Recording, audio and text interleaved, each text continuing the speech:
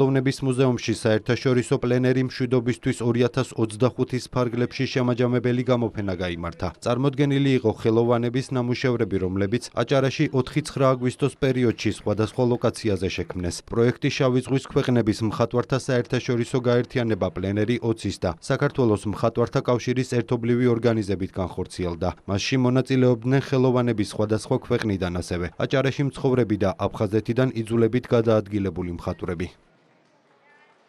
ეს არის სამშვიდობო გამოფენა, ეს არის მშვიდობის გზავნილი, რომელსაც ჩვენ ვუგზავნით იმისათვის, რომ ჩვენი ტკივილი, ჩვენი აფხაზეთი უნდა დავიბრუნოთ. აუცილებლად ჩვენ გვჯერა ამისი, რომ ხელოვნება ადამიანებს აერთიანებს, აახლოვებს. ყველა ეს ღონისძიება უკავშირდება ერთიან მიზანს, აფხაზეთის მხატვრების, ავჭარის მხატვრების სულისკვეთებას და რწმენას იმისას, რომ ძალიან მალე ჩვენ ყველანი ერთად აფხაზეთში ვიზეიმებ ერთიანი საქართველოს კეთილდღეობას და გაბრწყინებას. დიდი მნიშვნელობა აქვს ამ გამოფენებს არა მარტო აჭარაში, არამედ ნებისმიერ საქართველოს კუთხეში.